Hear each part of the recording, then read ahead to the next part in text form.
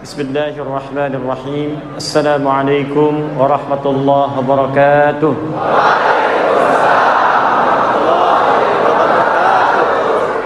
الحمد لله الذي فضل أهل العلم برفع الدرجات، فقال يرفع الله الذين آمنوا منكم والذين أوتوا العلم درجات. الحمد لله الذي سوى أهل العلم بالمجاهدين في سبيله، فأنزل آية في التوبة فقال وما كان المؤمنون لينفروا كافة فلولا نفر من كل فرقة منهم طائفة ليتفقهوا في الدين ولينذروا قومهم إذا رجعوا إليهم لعلهم يحذرون. ثم الصلاة والسلام على المصطفى رسول الله محمد سيدنا وعلى آله وصحبه أجمعين. صلوا على النبي اللهم صل وسلم وبارك عليه الذي قال في حديثه من سلك طريقا يلتمس فيه علما سهل الله له طريقا إلى الجنة. اللهم صل وسلم وبارك على رسولك الكريم النبي الأمين سيدنا محمد وعلى آله وصحبه وأمته إلى يوم الدين.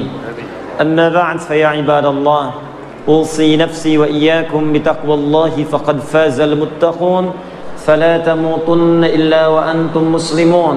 فقال تعالى يا أيها الذين آمنوا اتقوا الله حق تقاته ولا تموتن إلا وأنتم مسلمون.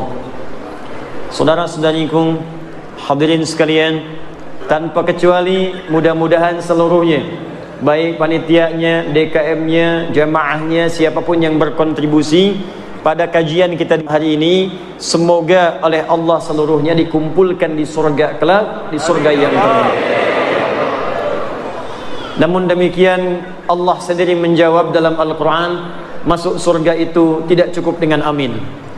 Kalaulah masuk surga cukup dengan amin, maka setiap orang akan mengatakan amin, masuk dia ke dalam surga. Karena itulah kemudian amin ini oleh para ulama-ulama tafsir diberikan pengertian sesuatu yang dikabulkan jika kemudian didahului dengan ikhtiar untuk mewujudkannya. Jadi ada amin, ada istajib. Istajib kabulkan sekedar minta, amin baru dikabulkan setelah dikerjakan. Karena itu amin terletak setelah iyyaka na'budu wa iyyaka nasta'in. Na'budu dulu baru nasta'in. Kapan nasta'in itu minta tolong, minta dikabulkan setelah ada na'budu di awalnya. Karena itulah ketika Allah menurunkan ayat surga pertama kali dalam Al-Quran, disebutkanlah dalam Quran surah Al-Baqarah ayat ke-25 paling kanan sebelah atas di mushaf. Dari sini kita akan membuka kajian kita dan kita akan kenali di hari ini siapa saja ahli surga yang disebutkan dalam Al-Quran, bagaimana berikhtiar menjadi ahli Quran dalam ahli surga dalam Al-Quran, dan mesti hati-hati ketika tidak masuk, baik pun kaget bisa nangis tuh. Ya. Jadi kita nanti kondisikan, kita pelajari, mudah-mudahan pelajaran hari ini kita ikhtiarkan dan bisa memasukkan kita ke dalam surga yang dijanjikan insyaallah. Quran surah kedua Al-Baqarah ayat ke-25. Ini ayat surga pertama dalam Al-Quran yang disebutkan dan diberikan kunci kepada kita semua. Kita mulai. وَبَشِّرِ الَّذِينَ آمَنُوا وَعَمِلُوا الصَّالِحَاتِ أن لهم جنات تجري من تحتها الأنهار كلما رزقوا منها من ثمرة رزقا قالوا هذا الذي رزقنا من قبل وأتوا به متشابها. Kata Allah Muhammad sallallahu alaihi wasallam, berikan kabar gembira bahwa ada di kalangan manusia yang sudah aku janjikan surga. Jadi ada manusia yang belum meninggal tapi sudah dijamin oleh Allah dengan berita gembira akan masuk surga. Jadi kita fokus ya, ada manusia belum wafat tapi dijamin oleh Allah orang ini akan masuk surga. Berikan kabar gembira pada golongan dari manusia bahwa aku sudah siapkan surga untuk mereka.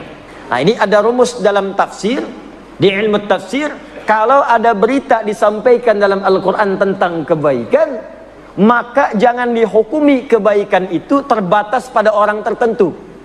Disebutkan kemudian informasinya supaya kita menjadi bagian darinya.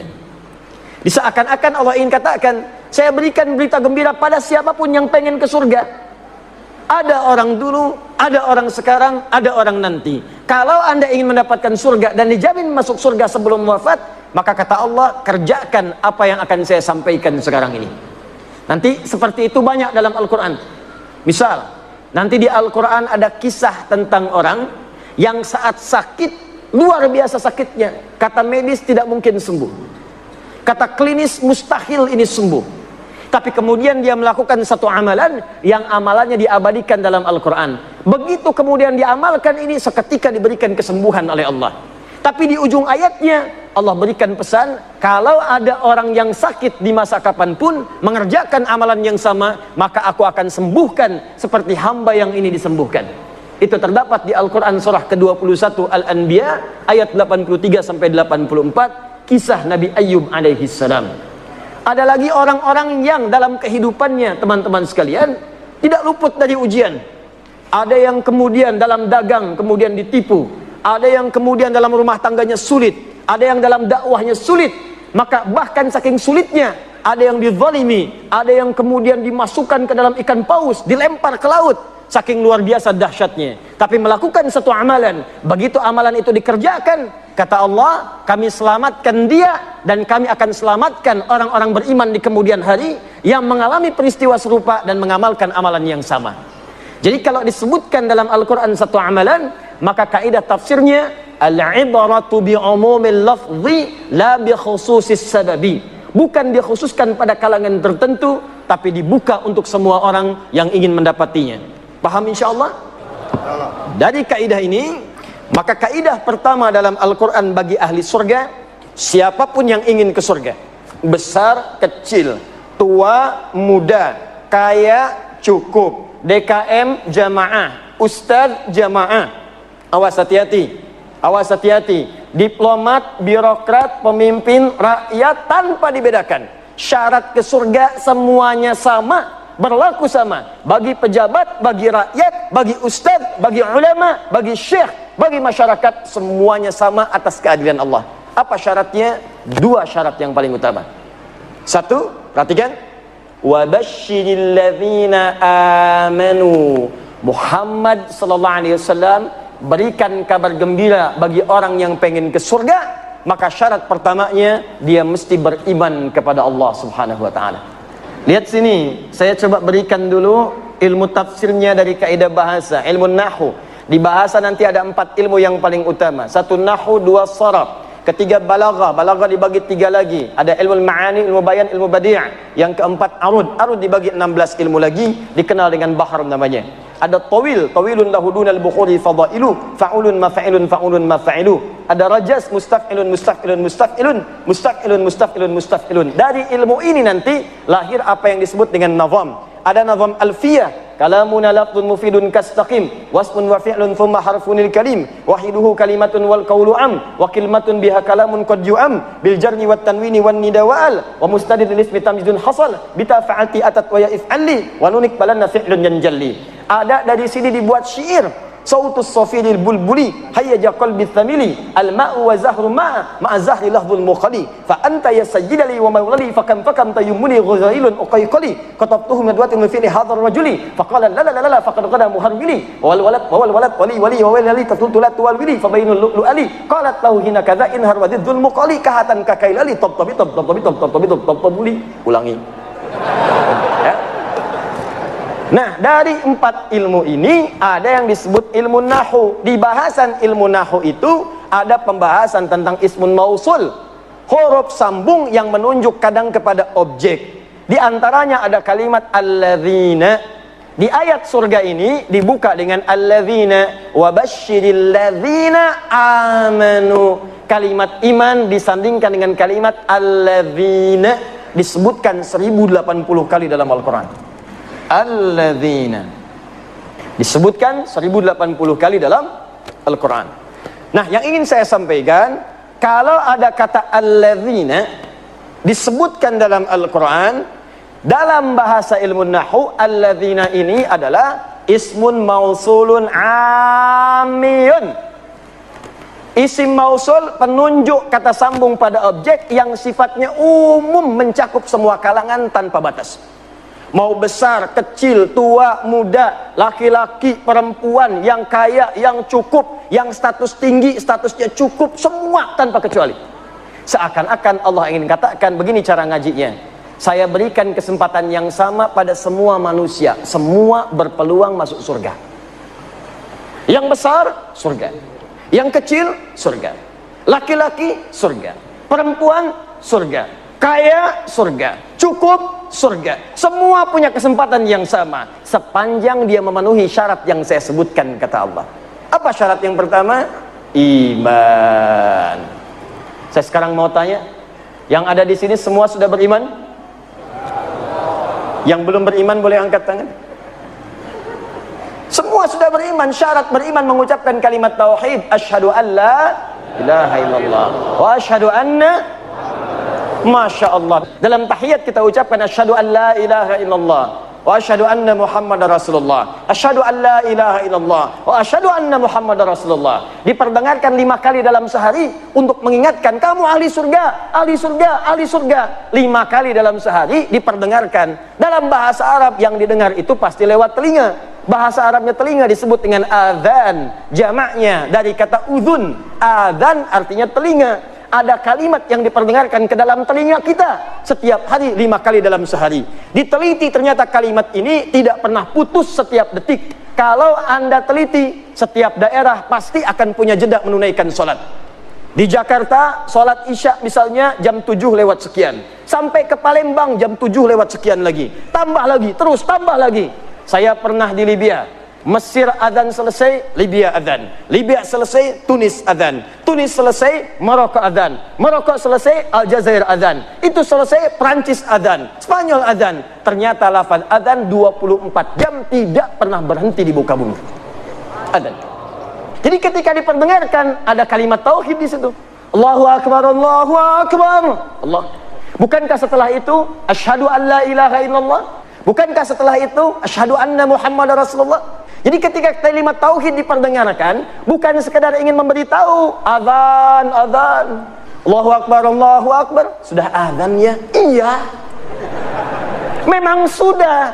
Cuman kalau kita paham ngajinya, kenapa kalimat tauhid diperdengarkan? Tauhid syarat masuk surga. Tauhid gambaran dari kalimat iman. Seakan-akan yang ingin Allah sampaikan bukan kalimat tauhidnya, bukan syahadatnya. Seakan-akan itu mengingatkan kepada kita, hei, ayo yang pengen ke surga, hei, ayo ahli surga, hei, ayo ahli surga. Katanya pengen ke surga. Saya perdengarkan kalimat itu 5 kali dalam sehari. Makanya kalau orang itu ahli surga mendengar adzan senang. Allahu akbar, Allahu akbar. Maka dalam hatinya akan mengatakan, ya Allah sudah adzan. Begitu selesai adzan, baru adzan, belum qomat. Jadi kalau hati kita bersih mendengar suara adzan, panggilan adzan, panggilan ahli surga. Bagaimana kemudian mewujudkan itu semua? Apakah cukup dengan dipanggil saja? Tidak. Maka ada syarat yang kedua, yang kalau itu kita miliki, maka lengkap sudah berita gembira yang disebutkan dalam Al-Quran. Saya cek sebentar, di syarat pertama untuk masuk surga, apa namanya? Iman.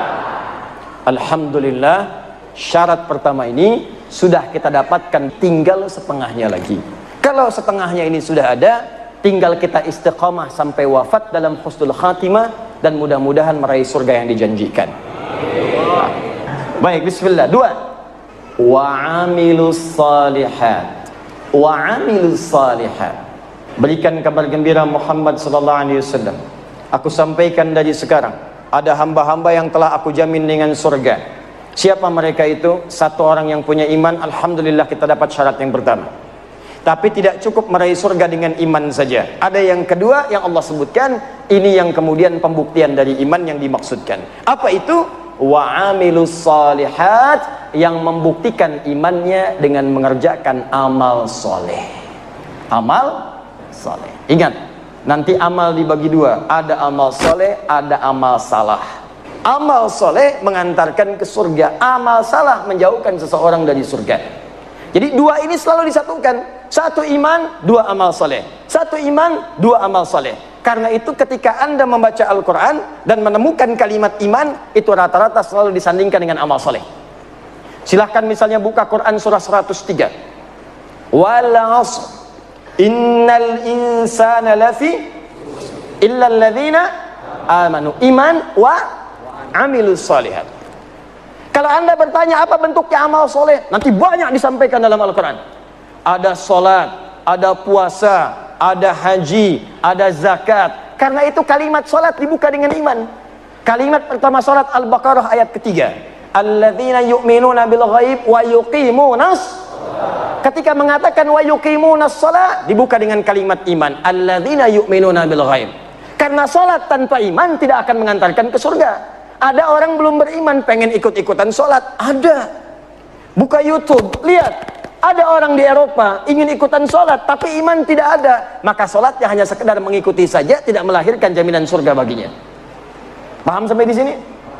Ada juga orang beriman gak mau sholat, celaka juga.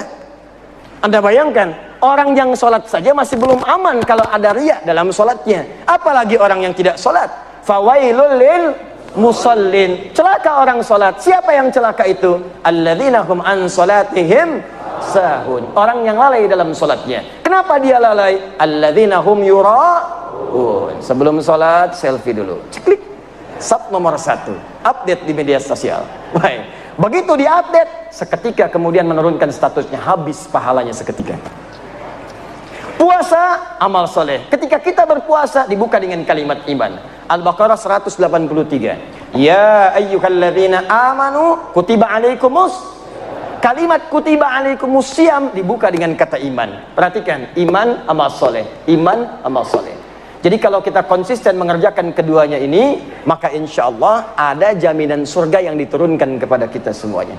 Nah, pembahasan kita saat ini, sekarang kita masuk pada pengantar intinya.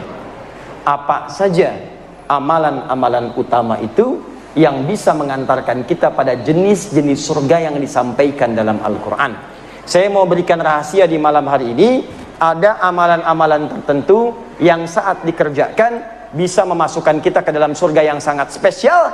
Dan malam hari ini kita akan belajar satu amalan yang sangat penting, yang saat dikerjakan bukan sekedar orang itu masuk surga, tapi dia akan menggandeng bapaknya, gandeng ibunya. Jadi ibu yang telah mengandungnya 9 bulan 10 hari, memberikan ASI, ayahnya yang peluh keringat kemudian merawatnya, tiba-tiba saat ke surga digandeng tangan kanan dan kirinya. Istrinya pun kemudian ikut dengannya. Kalau istrinya yang mengerjakan, suaminya ikut. Bahkan kata Al-Quran langsung, kata Allah langsung, dia bisa menggandeng anaknya, cucunya, dan yang paling dahsyat, satu keluarga besar masuk surga karena orang ini, dan langsung dipertunjukkan semua penduduk langit dan bumi, bahkan disambut oleh malaikat di semua pintu surga. Dan malaikat mengatakan, salamun alaikum bima sabartum. Selamat keluarga besar ini, selamat. Anda telah sabar mengerjakan satu amalan saat di dunia, sekarang kami sambut di akhirat, diperkenalkan oleh Allah Subhanahu wa taala. Fa ni'ma uqbad dar, silahkan nikmati surga yang telah dijanjikan, yang kenikmatannya tidak pernah dirasakan sebelumnya. Itu yang akan kita turunkan, bagaimana masuk surga dengan amalan yang disebutkan dalam Al-Quran dan sunnah Rasulullah SAW. Siap kita mulai insyaAllah? Baik, alhamdulillah. Mari kita mulai pelan-pelan. Bismillah. Ada 3 amalan spesial. Saya ulang, ada 3 amalan spesial yang diisyaratkan dalam Al-Quran dan sunnah Rasulullah SAW, yang kemudian memberikan pintu-pintu surga khusus bagi pengamalnya. Jadi saya tidak usah banyak-banyak sebutkan dulu, 3 dulu saja. Nanti dari 3 ini kira-kira bapak ibu sanggupnya yang mana. Dimulai sekarang itu saja konsisten dikerjakan. Bapak sanggup masuk lewat pintu yang 1, masuk lewat situ. Sanggup pintu lewat yang kedua, masuk yang ke situ. Sanggup pada pintu yang paling utama, kerjakan dari sekarang, niatkan kerjakan amalan itu sampai wafat, naik status jadi pekerja amalan dimaksudkan. Amalan pertama, awas hati-hati, amalan ini terkait dengan amalan yang dikerjakan khusus di waktu malam saja. Jadi kalau sudah siang, amalannya tidak ada. Awas hati-hati, amalan ini hanya dikerjakan di waktu malam saja. Kalau sudah siang, maka amalannya sudah tidak berlaku lagi. Jadi kalau Anda mendapatkan malam, segera kejar amalan ini, karena kalau sudah siang tidak akan bisa Anda dapatkan lagi. Amalan yang pertama ini disebut dengan tahajud. Disebut dengan apa namanya? Tahajud. Inna fil jannati baban yuqalu tahajud. Sungguh di surga itu ada satu pintu nanti disebut dengan pintu tahajud, yang hanya masuk ke situ orang-orang yang rajin tahajud. Bahkan dikatakan ainal mutahajjidun, ainal mutahajjidun, mana ahli tahajud, mana ahli tahajud, fa idza dakhaluhu ughliqat. Kalau sudah masuk ahli tahajud, ditutup pintunya serapat mungkin. Jadi yang cuma ikut-ikut nonton melihat orang tahajud tidak bisa masuk. Hanya ahli tahajud tidak bisa masuk. Dan dahsyatnya ahli tahajud ini ketika masuk ke dalam surga yang dimaksudkan, diberikan tempat spesial oleh Allah langsung di taman surga. Jadi kalau bapak ibu tinggal di komplek, kemudian tinggalnya di depan taman, enak tidak? Bagus tidak? Nah, ada orang masuk surga, tinggalnya di taman surga langsung. Dan keistimewaan yang kedua, dia langsung diperkenankan oleh Allah sebelum masuk ke surganya bisa melihat Allah langsung tanpa hijab.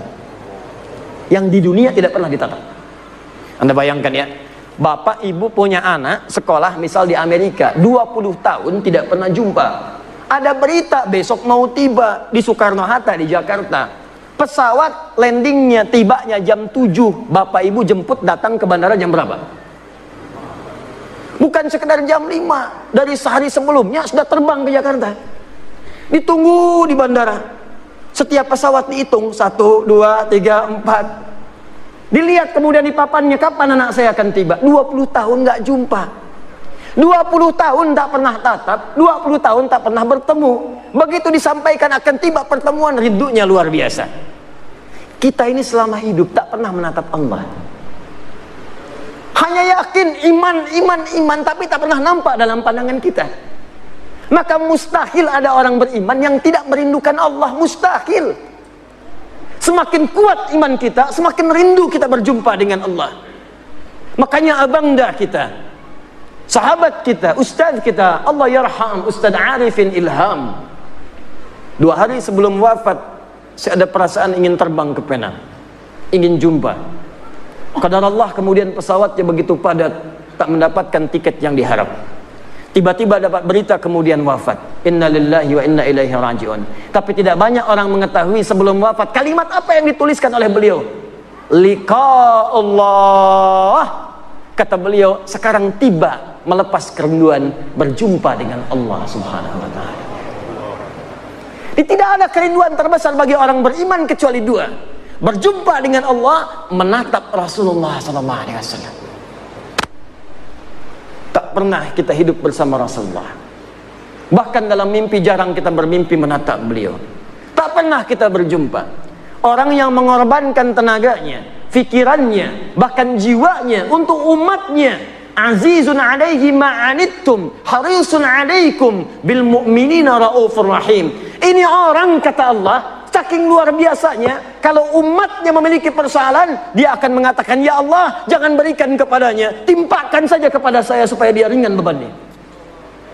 Ya Rabb, kalau sakaratul maut itu begitu sakit, maka timpakan semua sakaratul maut yang akan dirasakan oleh umatku, timpakan sekarang kepadaku, supaya mereka tidak merasakannya lagi. Muhammad sallallahu alaihi wasallam. Azizun alaihi ma'anittum, harisun alaikum, begitu peduli dengan kita, sampai-sampai bermohon kepada Allah dalam setiap salat malamnya. Begitu sampai ke ayat surga, masukkan umatku ya Rabb, masukkan umatku ya Rabb. Kullu ummati dakhalal jannah, setiap umatku akan masuk surga, kata Nabi, illa man aba, kecuali yang tidak pengen. Muhammad sallallahu alaihi wasallam. Tak pernah hidup dengan beliau di dunia, jarang kita menatap di alam mimpi. Maka siapa yang tidak rindu berjumpa dengan Rasulullah SAW di akhirat nanti? Itu kerinduan. Karena itu pengamal amalan yang pertama ini, begitu kemudian dihisab, langsung wajahnya berbinar-binar gembira, padahal belum masuk ke dalam surganya.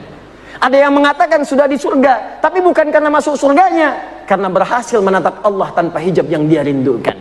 Turunlah Quran surah ke-75, namanya surah Al-Qiyamah.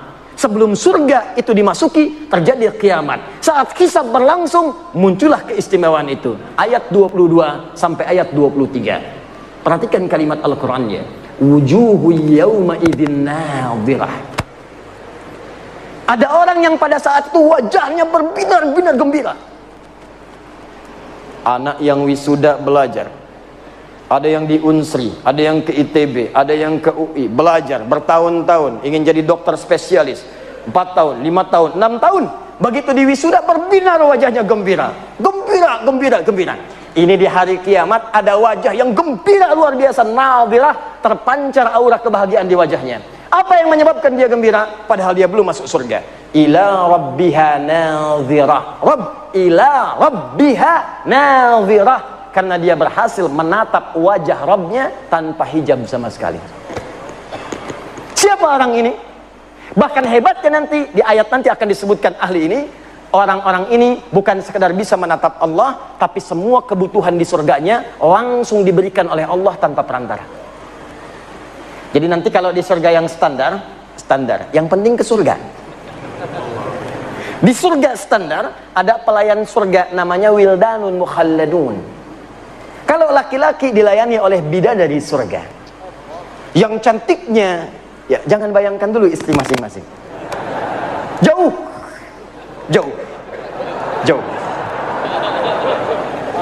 Ada yang seperti berlian. Jadi begitu kemudian menatapnya, cahaya berkilauan. Masya Allah. Bapak ibu lihat istri masing-masing, tembaga. Minimal masih ada pancarannya. Ada yang seperti mutiara, lu'lu'u wal marjan. Ada berlian yang jarang didapatkan. Anda pakai berlian, ibu pakai berlian, bangganya luar biasa. Di surga langsung pelayannya, wajahnya seperti berlian. Masya Allah. Hurun 'ain. Hurun 'ain. Bidadari-bidadari yang memikat mata, yang saat ditatap begitu indah. Mala 'ainan ra'at wala udhunan sami'at wala khatara 'ala qalbi bashar. Kalau di dunia tidak pernah dilihat, tidak pernah terdengar kisahnya, dan sekarang pun bapak-bapak melamun tidak seperti itu. Itu bahasa Nabi. Anda lamunkan pun tidak seperti itu. Jadi kalau yang laki-laki mendapatkan pelayanan dari bidadari surga, yang perempuan siapa bu? Tidak ada bidadara. Yang ada pangeran-pangeran surga. Jadi kalau laki-lakinya dilayani oleh bidadari surga, maka yang perempuannya dilayani oleh pangeran-pangeran surga. Gantengnya jangan bayangkan suami ibu sekarang. Jangan samakan dengan ustadz yang sedang ceramah. Jauh. Indahnya luar biasa. Bi aqwabi wa abariqa wa ka'sim min ma'in. Ketika melayani Anda, maka mutiara-mutiara. Ada gelang-gelang yang indah. Kalimatnya sangat luar biasa. Wajahnya sebelum datang cahayanya sudah tiba. Anda bayangkan. Sebelum datang cahayanya sudah tiba. Sebelum datang auranya sudah tampak. Begitu tiba pancarannya luar biasa. Itu surga yang standar. Surga yang paling standar. Surga yang ini tidak. Langsung Allah yang memberikan. Apa amalan orang ini? Disebutkanlah langsung di Quran surah 51 ayat 15 sampai 17. Paling kanan pertengahan, dari atas sampai ke tengah. Quran surah 51 ayat 15 sampai 17. Kita batasi dulu sampai 17 dulu. Pelan-pelan. Innal muttaqina fi jannati wa uyun. Nanti ada orang-orang takwa yang akan tinggal kemudian di taman surga. Apa keindahan taman surga itu? Akhirina ma atahum rabbuhum. Maka mereka akan mengambil semua kenikmatan surga, langsung diberikan oleh Allah Rabbnya. Berikan. Lihat, kalimatnya menggunakan Rabb. Rabbuhum. Ketika menatap Allah, kalimatnya menggunakan Rabb. Wujuhu yawma idzin nadhirah ila rabbiha nadhirah. Rabb. Yang memberikan nikmatnya, Rabb. Bahkan yang paling dahsyat, ada orang-orang yang masuk surga ini, saat di dunia, dia punya kemampuan yang kata manusia terbatas. Kata orang dia tidak berpunya. Tapi orang-orang tidak sadar, dia punya amalan yang tidak dimiliki oleh orang yang lainnya. Kata yang kaya, dia miskin. Kata si miskin ini, yang kaya itu miskin karena dia tidak punya amalan seperti yang pernah saya kerjakan. Jadi dia menyiapkan kekayaannya saat tiba di akhirat. Jadi saat masuk ke Masjid Baitur Rahman, dia jalan, lihat lewat empe-empe Paraden. Karena tak punya untuk yang dibeli, dia bawa sampai ke masjid. Empe-empe Paraden. Masuk masjid, baru mau tahiyatul masjid, meninggal. Kullu nafsin dha'iqatul maut. Ya ayatuhan nafsun mutmainnah. Begitu masuk ke dalam surga, dimasukkan ke surganya, yang pertama teringat empe-empe Paraden. Ada itu isyaratnya. Kullama ruziqu minha min thamarati rizqan qalu hadzal ladzi ruziqna min qabl wa utubihi mutasyabiha. Begitu masuk ke dalam surga, ya Allah, empe-empe Paraden, celing, persis sama seperti yang dipikirkan. persis. Apakah sama Radennya? Belum tentu. Sama persis. Jadi bayangkan, semua yang diinginkan di surga baru difikirkan tiba. Ya Allah, sekuteng, fling. Jus alpukat, fling. Empe-empe, fling. Yang paling dahsyat, dia punya amalan spesial. Nah, ini amalannya tidak susah, cuman juga tidak mudah, karena waktunya cuman malam, bukan di siang. Apa amalannya? Kanu qalila minal laili ma yahja'un. Amalan pertama orang hebat ini, orang muhsin ini adalah saat di dunia sedikit tidurnya. Bahasa Quran, sedikit tidur. Tidak ada istilah dalam Al-Quran termasuk hadis orang yang sedikit tidur kecuali menunjukkan orang yang rajin bangun malam. Kalimat bangun malam diidentikan dengan tahajud. Ingat, ini pesan saya, kalau Al-Quran sudah menyampaikan kalimat, jangan ditambah, jangan dikurangi. Begitu ditambah, kalimatnya akan berubah makna. Kata Allah sedikit tidur, Anda tambahkan sedikit-sedikit tidur, maka maknanya akan bergeser. Dikurangi, hilang maknanya. Kata Allah sedikit tidur, buang sedikitnya tidur. Paham? Baik, jadi apa amalan yang pertama? Sedikit tidur. Kanu qalila minal laili ma yahja'un. Siapa yang sedikit tidur ini? Ditafsirlah kemudian di Al-Quran surah ke-17 ayat ke-79 sampai dengan ayat 81. Paling kiri di pertengahan di mushafnya. Inilah amalannya, apa yang disebut kemudian dengan amalan salat tahajud. Quran surah 17 ayat 79 sampai dengan 81. Ini yang dikerjakan sahabat-sahabat Nabi sebagian besarnya. Jadi kalau mereka pengen masuk surga lewat pintu tahajud, maka mereka akan kurangi amalan yang lainnya sebagian, maka yang ini akan difokuskan. Jadi kalau Anda saya pengen masuk pintu tahajud, mungkin puasanya jarang, mungkin hanya Ramadan, ada yang begitu. Hadis Muslim nomor hadis yang ke-14. Ya Rabiun ilan Nabi sallallahu alaihi wasallam. Datang seorang Arab Badui kepada Nabi sallallahu alaihi wasallam. Faqala ya Rasulullah, maka dia berkata, ya Rasulullah, dullani ala amalin basitin yudkhilul jannah. Tolong tunjukkan kepadaku amalan yang sedikit-sedikit saja. Amalan yang ringan-ringan saja. Yang penting aku bisa ke surga. Cerdas orang ini. Modal sedikit, keuntungan pengen banyak.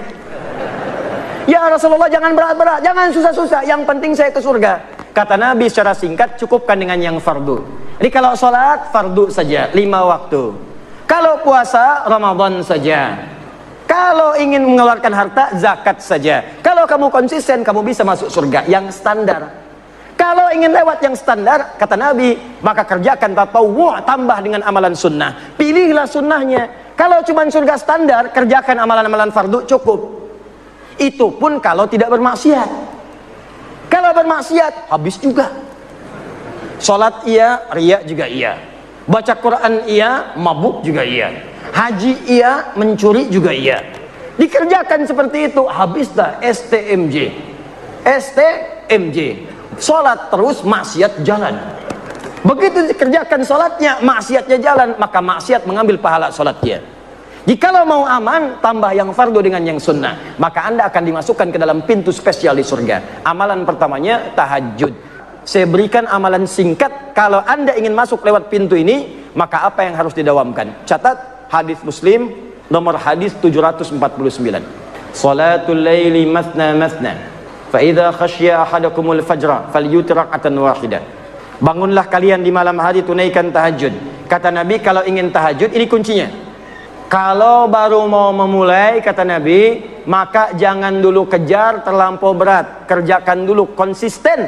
Konsisten 2 rakaat, 2 rakaat. Walaupun cuma 2 rakaat, jangan lewatkan malam. Walaupun bangun 2 rakaat saja. Kalau khawatir fajar akan tiba, maka segera tunaikan witir 1 rakaat. Jadi kalau Anda kerjakan 11 rakaat, 23 rakaat, tapi malam ini sholat, besok tidak, besok lagi tidak, besok lagi tidak. Lebih disukai orang yang tiap malam bangun, walaupun cuma 2 rakaat, witirnya 1 rakaat. Kalau Anda kerjakan dengan niat minta masuk pintu tahajud, maka besar kemungkinan insya Allah dikabulkanlah dan masuklah ke dalam pintu tahajud yang dimaksudkan. Jelas sampai sini? Jadi kalau ingin masuk lewat pintu tahajud, silahkan masuk. mulai sekarang jangan tinggalkan sebagian malam walaupun hanya mengerjakan 2 rakaat plus witir 1 rakaat. Nah, sekarang ada yang lebih hebat lagi. Dia akan masuk pintu itu dan melewati semua pintu-pintu. Bahkan, maaf ya, dia ini yang paling hebat, amalan dia amalan yang lain, bukan yang tadi, tapi saat dikerjakan, dia akan masuk lewat pintu tahajud, masuk lewat pintu lain, masuk lewat pintu lain.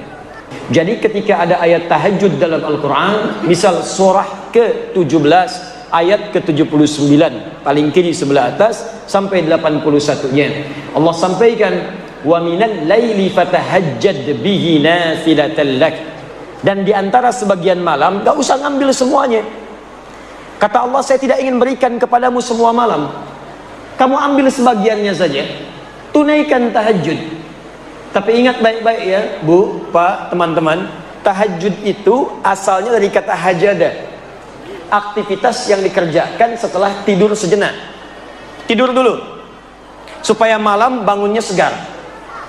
Nah, bisa Allah mengatakan, misalnya, fahjad, tahajud, malam bangun. Tapi kenapa ditambah dengan ta dan ada tasydid di ujungnya? Tahajjada. Padahal asal kalimatnya hajada yahjudu. Jadi tahajjada. Di ilmu sharaf punya 12 cabang ilmu lagi. Ada tambahan huruf 1, thulathil mazid di harfin. Tambahan 1 huruf. Kalau ditambahkan ta, di antara maknanya sesuatu yang dikerjakan dengan sungguh-sungguh dan serius. Jadi kalau Anda ingin membangun malam, itu mesti sungguh-sungguh. Mesti serius. Harus ada persiapan, ada usaha. Ini menunjukkan amalan ini sekalipun kelihatannya mudah, tapi tidak mudah dikerjakan. Kecuali sungguh-sungguh dalam merencanakannya.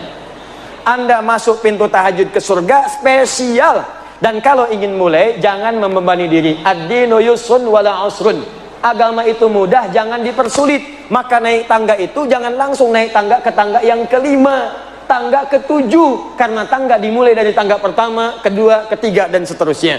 Maka kata Nabi di hadis Muslim nomor hadis 749 dari Ibnu Umar radhiyallahu taala anhuma, salatul laili matna matna. Kalau pengen salat malam, mulai 2 dulu. Kalau sudah nikmat, tambah 2 lagi. Itu pun jangan baca yang panjang-panjang dulu. Faqra'u ma tayassara minal Qur'an. Surah 74, surah ke-73 ayat ke-20. Faqra'u ma tayassara minal Qur'an. Yang gampang-gampang dulu. Mungkin malam pertama kalau nggak pernah tahajud, malam pertama kul dulu. Rakaat kedua kul lagi. Al-Falaq, An-Nas, kul dengan kul. Witirnya kul lagi. Kul huwallahu ahad. Nggak apa-apa. Kalau sudah terbiasa, besok bangun lagi, tambah 2 lagi, tambah 2 lagi, tambah 2 lagi. Ada yang 11, ada yang semakin nikmat 23. Di Madinah ada yang sampai 39, ada yang lebih daripada 40. Saking nikmatnya mengejar pintu surga dengan tahajud. Dan pintu ini penting. Nanti kalau Bapak Ibu umrah atau haji nanti akan berangkat, saya doakan insya Allah yang belum berangkat dipercepat untuk berangkat. Insya Allah. Ya. Insya Allah. Dan tidak cukup dengan amin, nabung. Nabung insya Allah. Pasang target. Nanti kalau ke Madinah, masuk Masjid Nabi, saat nanti akan masuk ke Masjid Nabi itu, begitu Anda masuk, nanti ada wilayah khusus yang karpetnya merah, atasnya ada manik-manik lampu. Nah, di wilayah itu ada karpet hijau disebut dengan Raudhah. Sebelah kiri Raudhah, dekat yang makam Nabi itu, kamarnya Nabi, itu nanti ada wilayah Suffah. Sebelum Suffah ada yang seperti panggung kecil, ada gundakan. Itulah dulu kamarnya Sayyidina Ali bin Abi Thalib ketika berumah tangga dengan Fatimah Az-Zahra. Tahukah Anda, kalau tiap malam saking pentingnya tahajud, Nabi bangun, membangunkan Ali bangun, Fatimah bangun, ayo istrinya bangun. Saking inginnya keluarga Nabi itu bertemu dengan Allah, rindunya lepas, masuk lewat pintu tahajud, dibangunkan semuanya. Padahal Nabi ahli surga, Ali ahli surga, Fatimah itu putri surga, Al-Hasan penghuni surga, Al-Husain penghuni surga. Dua-duanya adalah penghuni surga, pemimpin para pemuda, Al-Hasan dan Al-Husain. Malamnya masih tahajud. Antum siapa? Ibu istri Nabi bukan. Antum menantu Nabi bukan. Cucu Nabi bukan. Tetangga Nabi bukan. Sahabat bukan. Tabi'in bukan. Imam juga bukan. Makmum kadang-kadang. Pengen masuk surga lewat pintu tahajud, surga Firdaus. Bangun malam terlewat. Anda siapa? Sehat. Makanya Makanya sering disindir oleh Allah. Buka Quran surah ke-73. Al-Muzammil, orang yang berselimut nikmat dalam tidurnya. Al-Mudaththir, orang yang berselimut untuk berlindung dari sesuatu yang menegangkan. Al-Muzammil pakai selimut menikmati malam. Ya ayyuhal muzammil, hai yang sedang berselimut menikmati tidurnya malam. Qumil laila illa qalila. Katanya pengen ke surga, katanya spesial. Ayo bangun malam, kalaupun cuma sedikit. Nisfahu aw yunqus minhu qalila. Ayo ambil pertengahannya, atau kalau nggak kuat ujungnya mendekat ke arah subuh. Auzid alaihi warattilil qur'ana tartila. Atau kemudian tambah sedikit, jangan terlampau dekat ke subuh, supaya engkau menikmati bacaannya. Bacalah Quran dengan tartil. Innalaka fin nahari sabhan tawila. Duh, katanya pengen ke surga, siang harinya sibuk luar biasa, sibuk kerja, ada yang jualan, ada yang menjahit, ya, ada yang jual ini, ada yang jual itu, ada yang jual pakaian, ada yang jual, ada yang ngajar, ada yang macam-macam, ada yang ke kantor. Masya Allah, siangnya sibuk kerja, malamnya tidur, cita-cita masuk surga. Makanya kata Allah, kamu ini aneh. Katanya pengen ke surga, siangnya sibuk kerja, malamnya nikmat tidur, cita-cita ke surga. Bangunlah walaupun cuma 2 rakaat. Siap tahajud? Siap tahajud? Allahu Akbar. Insya Allah, mudah-mudahan di hari kiamat kita dibangkitkan, ada pintu tahajud memanggil kita. Masya Allah. Ketika pintu tahajud memanggil, ada pintu lain lagi yang memanggil. Pintu ini disebut dengan Ar-Rayyan. Inna fil jannati, hadis Al-Bukhari, baban yuqalu Ar-Rayyan. Sungguh di surga itu ada satu pintu, namanya pintu Ar-Rayyan. Pintu ini akan memanggil ahli puasa. Aina shaimun, aina shaimun. Puasa disebut dengan as-siyam. Orangnya disebut dengan shaim kalau laki-laki. Perempuan tinggal tambah tak di ujungnya. Muslim laki-laki, perempuan muslimah. Mukmin laki-laki, perempuan mukminah. Shaim laki-laki, perempuan ya, ahli puasa. Puasa.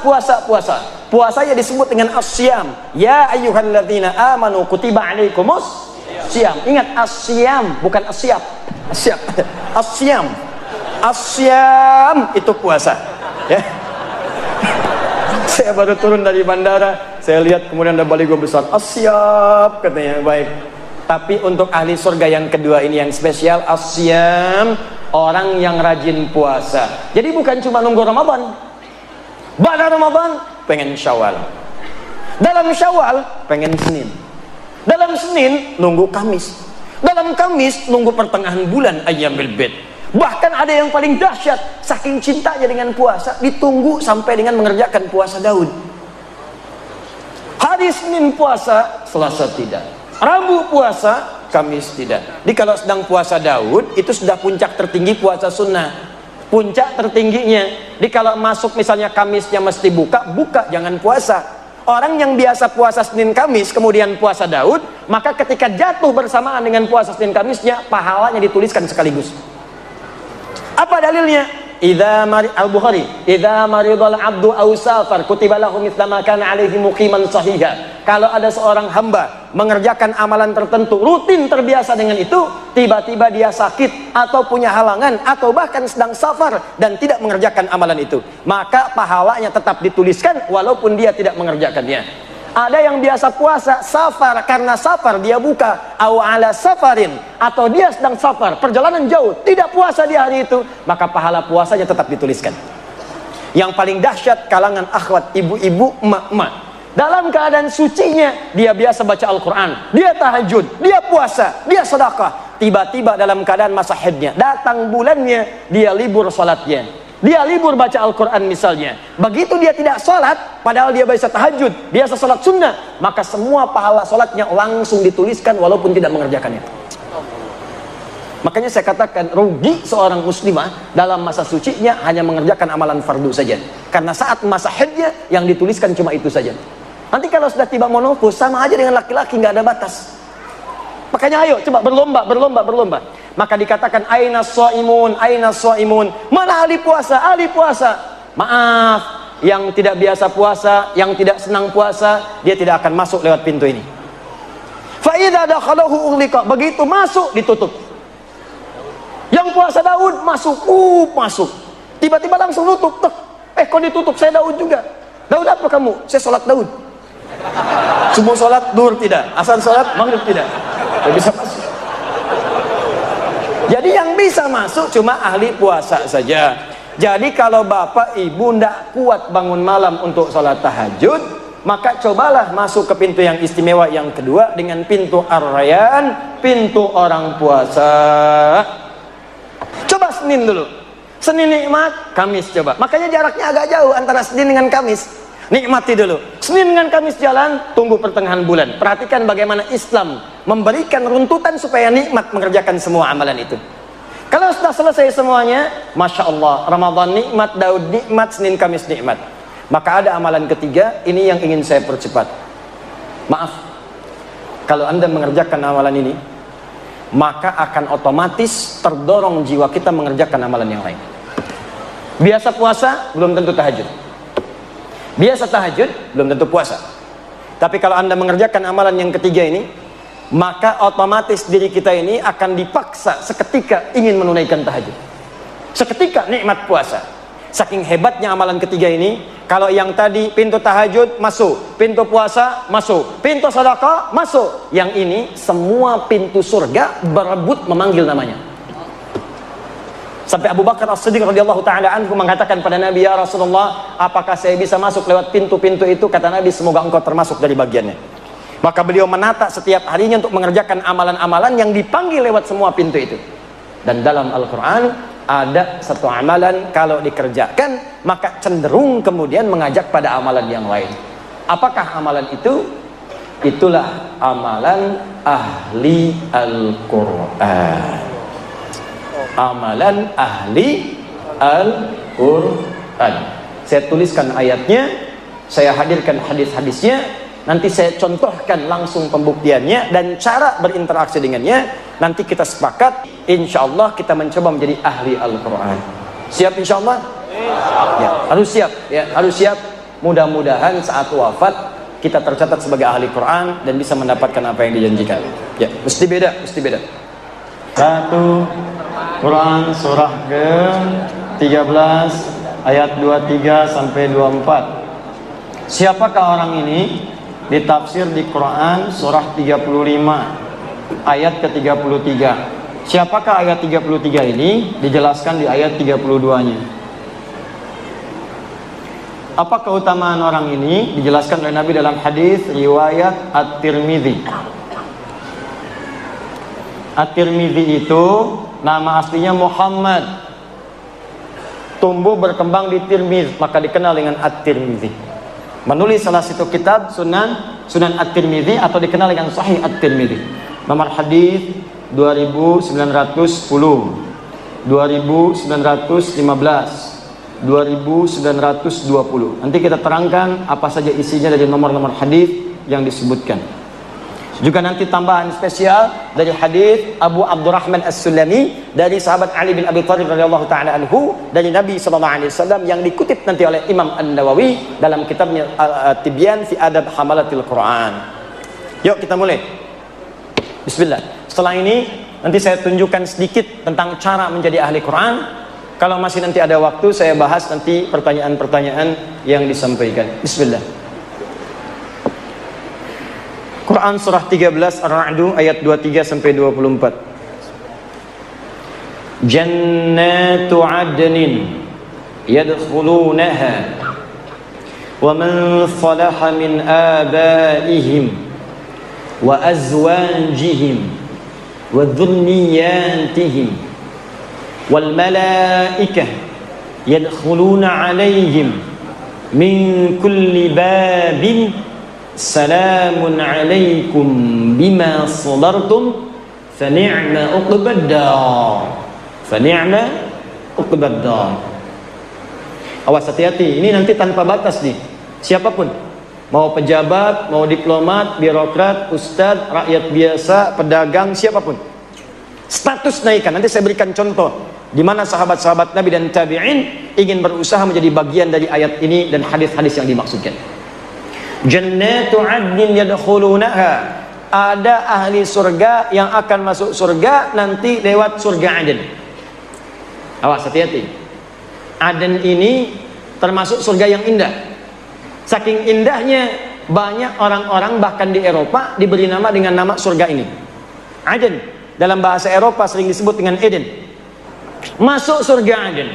Saking indahnya nanti kita akan bahas. Ternyata nanti akan masuk lewat semua pintu surga. Yang dahsyat bukan hanya orang itu saja. Awas, hati-hati. Wa man salaha min abaihim, Allahu akbar. Bapak-bapaknya, ibunya yang soleh digandeng oleh dia. Jadi anak ini mengamalkan satu amalan, dan amal ini saat dikerjakan didukung oleh bapak ibunya. Di bapak ibunya ini nggak maksimal, nggak mampu seperti anaknya. Anaknya hafal Quran, bapaknya tidak. Anaknya hafal Quran, ibunya bukan hafizah. Tapi karena kesungguhan bapak ibunya, ngantar dia ke pesantren, mendoakan tiap malam, anaknya 30 juz, ibunya juz 30. Tapi ketika masuk surga, anaknya bangga menggandeng bapak ibunya, diperkenalkan kepada semua penduduk langit dan bumi. Ini bapak saya, ini ibu saya. Siapa Anda yang banggakan anaknya saat di dunia? Ranking 1, juara matematika, juara fisika. Jangan bangga dulu, karena yang tak beriman pun dapat Nobel. Banyak yang lebih hebat, banyak yang kaya, banyak yang triliunan hartanya. Bill Gates kah itu? Jeff Bezos kah itu? Warren Buffett kah itu? Banyak. Tapi yang kaya akhirat tidak ditemukan saat ini, nanti pembuktiannya. Maka saya ingin tunjukkan kepada Anda, jangan kalah oleh orang tua sekarang yang sudah berebut anak saya menjadi ahli Quran. Betapa sering saya kedatangan tumpuk-tumpuk kertas minta doa para ibu yang memohon kepada Allah Subhanahu wa taala. Ustaz, doakan anak saya memberikan mahkota nanti di hari kiamat. Ustaz, saya cuma buruh. Ustaz, saya cuma tukang cuci. Tapi Ustaz, saya pengen anak saya jadi ahli Quran di hari kiamat. Betapa ada seorang ayah yang cuma punya motor butut, Pak. Tapi anaknya dibawa untuk jadi ahli Quran. Dimodifikasi dashboardnya, menempuh jarak 20 km. Dibonceng anaknya, bawa anaknya buta, nggak bisa lihat. Sampai ke syekhnya datang, mau apa ke sini? Mau jadi ahli Quran. Bolak-balik, ini kisah nyata. Bolak-balik, namanya Mu'adz. Seketika setelah hafal Al-Quran, bacaannya bagus, makhrajnya bagus, sampai mengguncang wilayah Timur Tengah. Datang reporter dari Kuwait bertanya, kenapa Adinda menghafal Quran? Apa yang dia katakan? Saya akan membawa Quran ini, dia belum balik waktu itu. Saya akan membawa Quran di hari kiamat. Dengan tangan saya gemetar, kaki saya gemetar. Saya tidak bisa berjumpa di hari kiamat nanti saat hisab dengan ayah saya lagi. Ibu saya tidak ada. Tapi saya akan berkata di hadapan Allah, ya Rabb, saya telah berusaha menghafal Quran selama hidup di dunia. Kalaupun bekal ini belum cukup masuk ke surga, tolong kurangi hukuman saya di neraka dengan Quran yang telah saya hafalkan ini. Tapi apa jawab Allah? Bukan neraka untukmu, surga untukmu. Bawa bapakmu, gandeng ibumu yang telah mendukungmu menjadi ahli Quran saat di dunia. Maka disebutkanlah dalam hadis riwayat At-Tirmidzi, nomor hadis 2915. Begitu akan masuk surga, Qurannya langsung berkata kepada Allah, Allahumma halli. Karena itu di Quran surah 35 ayat 33, paling kiri sebelah atas, maka disebutkanlah dia akan dihiasi. Ya Allah, kata Al-Quran, hiasi dia. Jannatu adnin yadkhulunaha yuhallawna fiha min asawir. Maka Allah tidak ridha ahli Quran ini masuk ke dalam surga sebelum diberikan perhiasan dulu. Maka diberikanlah perhiasan. Pertama hiasan yang dipakaikan adalah gelang-gelang emas. Setelah dipakaikan gelang-gelang emas, diberikanlah mahkota. Fayulbasu ilaihi tajul karamah. Maka dipakaikan di atas kepalanya mahkota kehormatan untuk membedakan dengan yang bukan ahli Al-Quran. Begitu dipakaikan mahkota itu, maka kemudian Allah firmankan, hadirkan mahkota baru. Dipanggillah bapak ibunya yang soleh itu. Maka anak ini membawa mahkota itu yang dalam hadis disebutkan sinarnya lebih terang dibandingkan cahaya matahari yang masuk ke dalam rumah. Maka dipertontonkan di seluruh penghuni langit dan bumi, dipakaikanlah oleh anak itu di atas kepala kedua orang tuanya. Kami ada sekolah di Bekasi, namanya Al-Ihsan Islamic School. Anak-anak TK-nya diberikan manhaj menghafal Quran. TK-nya membaca dengan benar, diberikan dasar 2 juz. SD-nya nanti 30 juz. Wisuda di Mekah dengan di Madinah. Kemarin waktu pengukuhan untuk TK, baru TK bapak ibunya dipanggil. Wisuda baru juz 30 masuk juz 29. Wisuda bapak ibunya didudukan di atas kursi, anaknya diberikan mahkota-mahkotaan dari kertas. Dipakaikanlah mahkota itu oleh anak TK di kepala bapak ibunya. Jatuhlah air matanya pada saat itu. Hanya mahkota buatan, hanya yang terbuat dari kertas bisa menitikan air mata di kedua orang tuanya. Maka Anda bayangkan bagaimana di hari kiamat mahkota itu nyata diberikan di kepala kedua orang tuanya. Saya mau katakan kepada Anda hari ini, demi Allah saya katakan, sekarang banyak orang tua mengejar untuk mendapatkan itu. Ibu-ibu yang kelihatan mungkin kata orang dia miskin. Demi Allah saya mendapatkan ada sebuah kejadian yang luar biasa. Keluarga yang kelihatan sederhana, bapaknya kuli bangunan, ibunya hanya bekerja di sawah, ngambil-ngambil suluh. Masya Allah, masak-masak. Tapi kalau Anda kunjungi, makanan dihidangkan. Hampir tidak pernah tidak ada makanan ketika tamu datang. Dan dengan bangga mengatakan, Alhamdulillah, Abi diberi nikmat banyak oleh Allah. Setiap pekan datang, setiap bulan datang, membawa uang 500.000. 500.000 dalam kondisi sekarang disebut banyak karena berkah keluarganya. Tahukah Anda, ibunya itu hafal Al-Quran dengan 7 riwayat. Disuruh di sawah. Bapaknya kuli bangunan hafal Al-Quran, anaknya hafid semua. Anda di mana pada saat itu? Itulah orang-orang yang sering disebut dalam pandangan manusia. Mereka tertawa melihat mereka. Nanti akan tiba di hari kiamat. Ketika banyak orang menertawakan di dunia, mereka akan berbangga di hari kiamat. Karena mampu. Anda kalau cuma di Palembang hebat, di Indonesia hebat, yang bangga pada Anda orang Indonesia saja. Di akhirat semua penduduk langit dan bumi dipertontonkan dengan semua itu. Maka di mana anak-anak Anda? Nggak apa-apa, silakan jadikan mereka ahli fisika, matematika, jadi dokter, jadi insinyur. Tapi jadikan insinyur yang hafal Quran, dokter yang ahli Quran, polisi yang ahli Quran, tentara ahli Quran. Quran datang di tempat kita, berkah akan turun. Al-Quran turun lewat malaikat, dipilih malaikat langsung naik status jadi Sayyidul Malaikat Jibril. Quran diturunkan pada Nabi Muhammad, naik status Sayyidul Anbiya wal Mursalin. Quran turun di satu malam, naik status Lailatul Qadar. Quran turun di hari Jumat, Jumatnya Sayyidul Ayyam. Quran turun di Mekah, semua yang nggak ada di tempat lain ada di Mekah. Tandus, semua buah-buahan ada. Tandus, semua makanan ada. Datang orang ke sana, Quran turun berkah. Pindah ke Yathrib, Yathrib berubah jadi Madinah. Madinah kota peradaban indah. Maka ulama menyimpulkan, setiap Al-Quran turun, ada ahli Quran di satu tempat, maka tempat itu akan berkah dalam kehidupannya. Saya menghadapi anak-anak datang.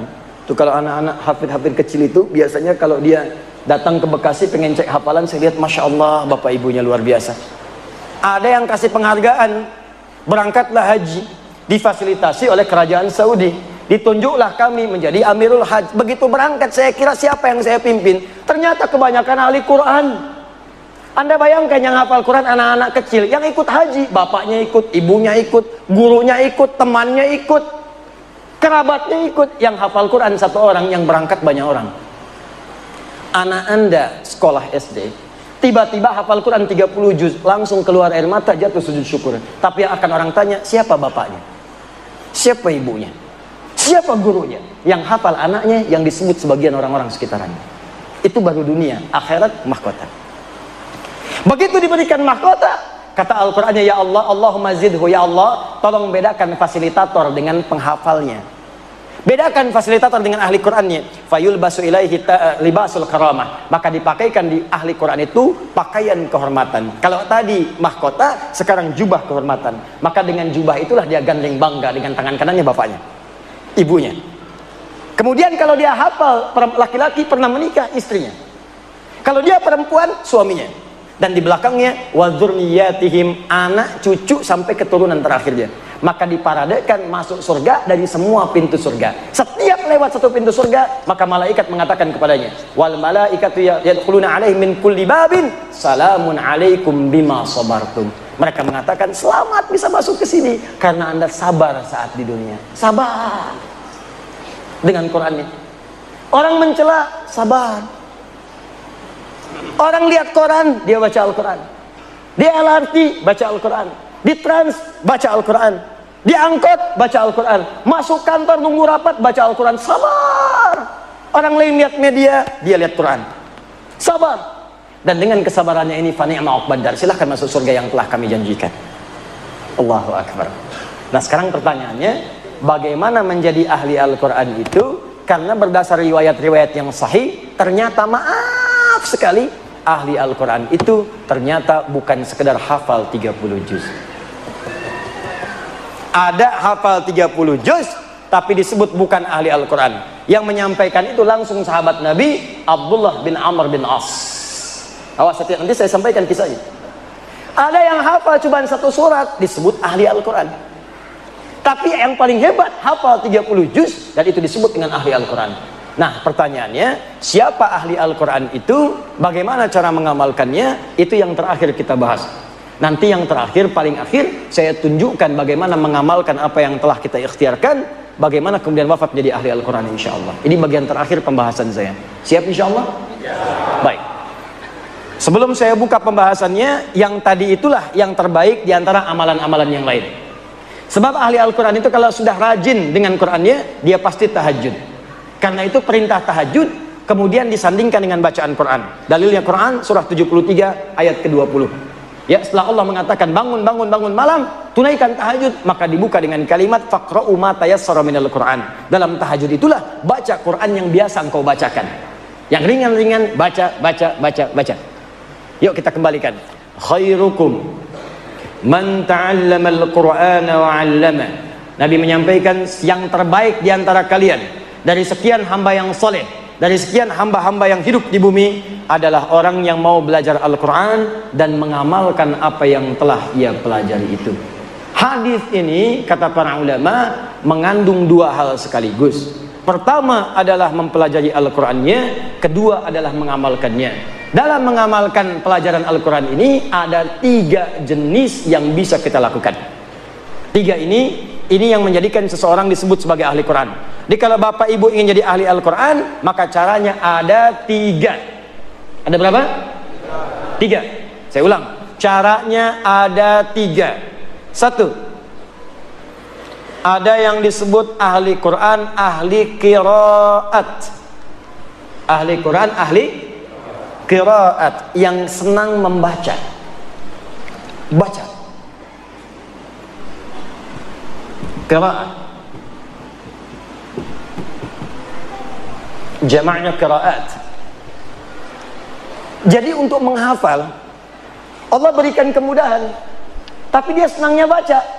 Sehingga karena senang baca ini, konsentrasi kehafalannya agak berkurang. Mungkin hafalnya cuma 1 surat Al-Baqarah saja misal, atau hafalnya 1 surat Al-Ikhlas saja. Ada di antara sahabat Nabi yang kalau baca surat dalam sholat, saking ikhlas ya sholatnya, yang dibaca cuma Al-Ikhlas saja. Al-Ikhlas terus, qul huwallahu ahad, sampai diadukan oleh sahabat yang lainnya. Ini hadis sahih, nyata. Ketika diadukan pada Nabi, ya Rasulullah, si fulan kok bacanya itu melulu. Jadi imam Al-Ikhlas, jadi imam Al-Ikhlas, sampai makmumnya pun sudah paham. Begitu mau sholat, pasti Al-Ikhlas. Ghairil maghdubi alaihim waladdallin. Al-Ikhlas. Diadukan pada Nabi, ya Rasulullah, si fulan bacanya Al-Ikhlas terus. Dipanggil oleh Nabi, ya fulan, kamu diadukan oleh kawan-kawanmu, kenapa baca Al-Ikhlas terus? Kata sahabat ini, ya Rasulullah, ana uhibbullah ta'ala, saya mencintai Allah. Saking cintanya dengan Allah, saya senang baca surat Al-Ikhlas karena kecintaannya kepada Allah.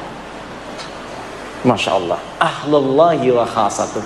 Kalimat itulah yang memasukkan dia dalam keluarga, barisan-barisan yang dicintai oleh Allah dan dikhususkan oleh Allah Subhanahu wa ta'ala. Kata Nabi, teruskan. Bayangkan. Dia ada orang yang ahli Quran, hafalnya mungkin sedikit, 1 surat, 2 surat, tapi kecintaannya pada Al-Quran menjadikan dia rajin baca. Ya, one day one juz, semalam sehari 1 juz. Ya, besoknya 1 juz lagi, sebulan 30 juz. Allahu Akbar, baca. Al-Imam Asy-Syafi'i hari-hari biasa 1 hari 30 juz. Ramadan setiap hari 2 juz. Siang 1 juz, malam 1 juz. 30 hari 60 juz. 60 juz, emang ada? 60 kali khatam. 60 kali khatam.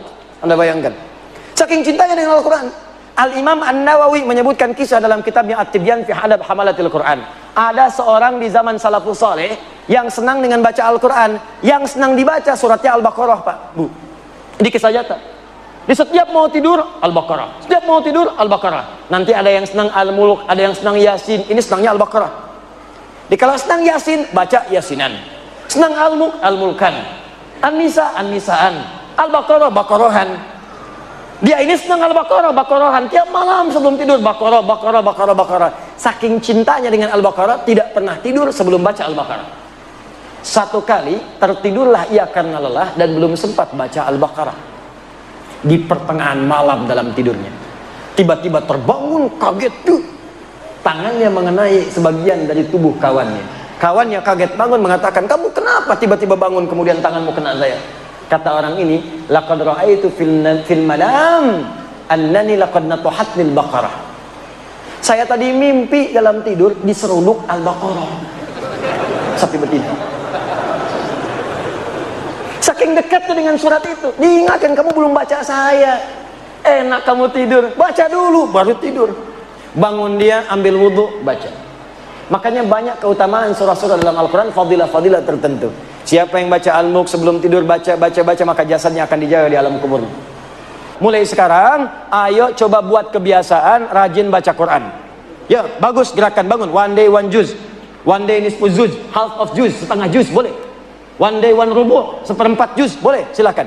Bangun kebiasaan. Walaupun one day one ayat, satu hari satu ayat, boleh, silakan. Walaupun heran juga. Alif Lam Mim. Sudah dulu, yang penting surga.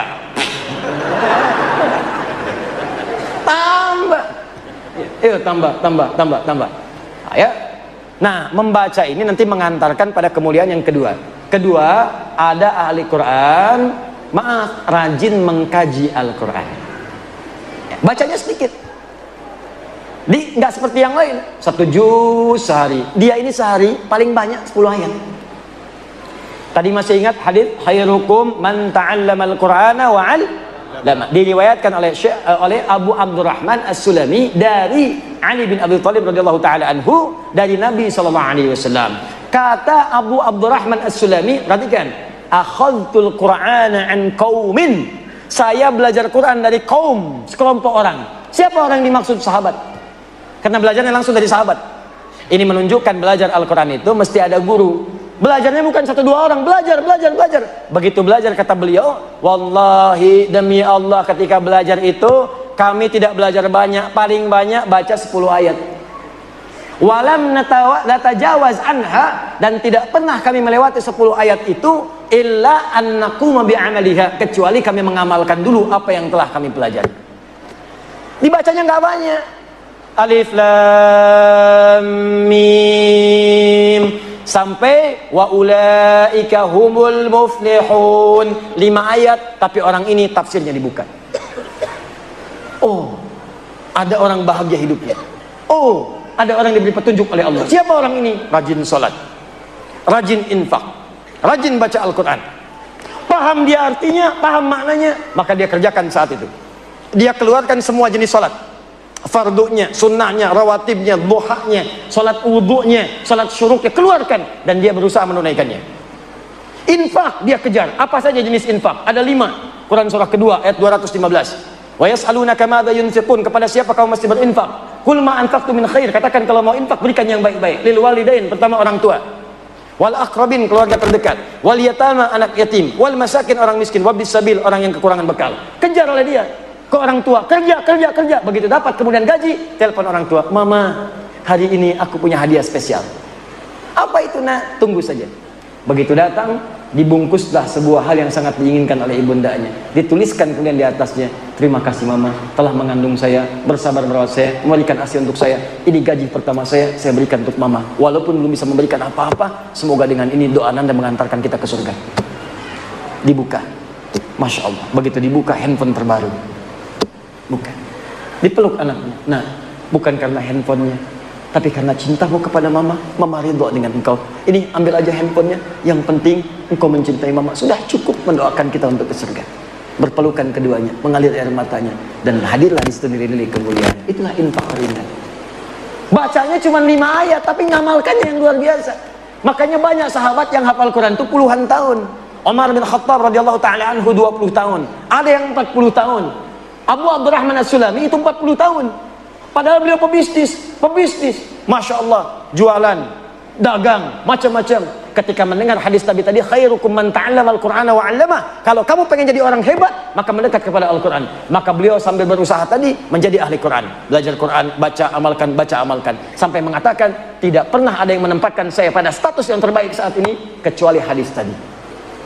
Maka ayo, kalau tidak sempat punya banyak waktu baca 1 juz per hari, setidaknya baca 1 ayat, lihat tafsirnya, amalkan isinya. Maka Anda masuk golongan yang kedua. Hati-hati, kata Amr bin As radhiyallahu taala anhu, perhatikan kalimatnya. Aku dapati di era Nabi banyak orang yang cuma hafal 1 surat tapi mengamalkan isinya dengan sepenuh jiwanya. Tapi nanti aku prediksikan di masa kini yang akan datang akan banyak orang hafal 30 juz saking mudahnya seperti meminum air. Air itu diminum tidak ada hambatan, masuk langsung. Kata Amr bin As, ya ada orang yang akan hafal Quran semudah meminum air tapi sangat berat dalam mengamalkannya. 30 juz hafal, tanya halaman, tanya ayat, tanya nomor, tanya posisi, hafal semua, tapi mengamalkannya begitu berat. Hati-hati. Dia hafal ayat tentang bersikap baik. Awas, hati-hati. La yasraqu minkum, jangan saling mencela. Tapi mengamalkannya sulit. Dia hafal ayat jangan berselisih, wala tafarraqu, hafal ayatnya, tapi mengamalkannya sulit. Hanya karena 1 kunut, 1 tidak berselisih, padahal ayatnya hafal. 1 bismillah jahar, 1 sir berselisih, padahal ayatnya hafal. Ada terjadi seperti itu? Ada. Berarti prediksi sahabat itu benar. Maka kalau ingin jadi ahli Quran, pilihan pertama banyak membaca, pilihan kedua menelaah, yang ketiga ini yang paling hebat. Orang yang mampu menghafal Quran selama hidupnya dan berusaha mengamalkannya. Orang ini disebut dengan hamilul Quran. Hamilul Quran. Orang sekarang menyebutnya hafid. Orang dulu tidak menyebut hafid, karena hafid itu orang yang hafal hadis 100.000 hadis dengan sanadnya plus matannya. Orang-orangnya sampai ke Nabi dan isinya 100.000 disebut hafid. Tapi kalau hafal Quran dengan mengamalkannya disebut hamilul Quran. Orang yang mengandung Quran dalam dirinya. Ibu hamil mengandung maka akan menjaga kandungan, makan makanan yang baik, ya, cari yang bergizi, dijaga perilaku supaya bayi yang dikandung itu baik, sehat keluarnya, janinnya bagus, bayi bagus. Maka orang yang mengandung Al-Quran pun akan menjaga Quran dalam dirinya. Dia akan menjauh dari yang haram, menjauh dari perkataan yang buruk, dan dia kejar untuk mendapatkan status yang terbaik. Itulah yang paling indah.